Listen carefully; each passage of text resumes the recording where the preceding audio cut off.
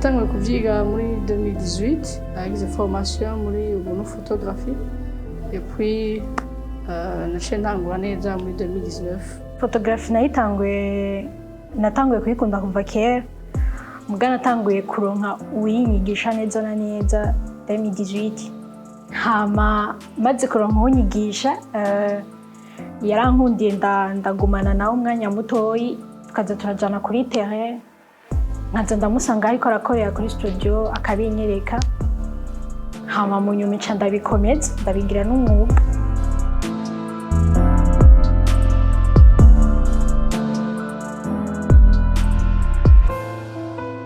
Ikintu cyane nkunda muri photographie ni gufata ama image y'aba bebe avant ça abagore babibungenze et puis amaze kwibaruka kenshi ni buri kwezi canke akivuka na afise amezi 6 yakuje n'umwaka comme ça à garder nyine ama souvenir umwana.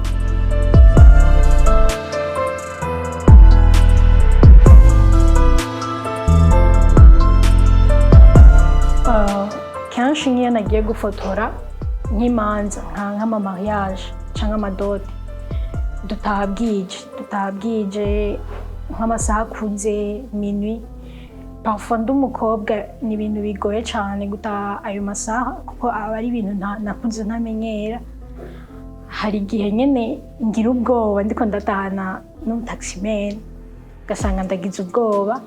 Muga ibyo byari by'ubwa mbere petit à petit ko nagenda ndakora asanga fise umutaximen umwe mfitiye confiance akabari bantahana. Ibyo ni bya mbere byantera ubwoba kundushobora gutaha mw'ijoro.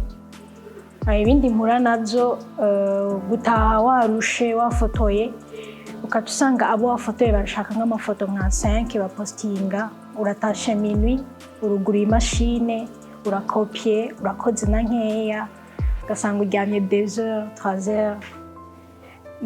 Nivyo hanini nkavuga ko mpura navyo ibibazo.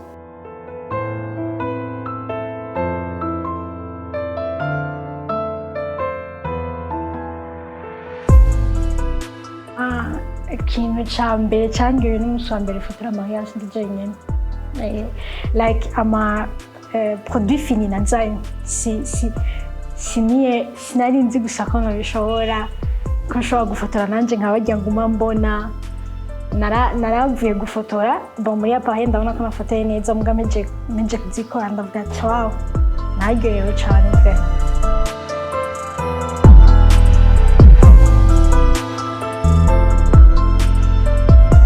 Abigeme bose baba bafise impano, bari inspiré no gufotora. Ni ukuri karibu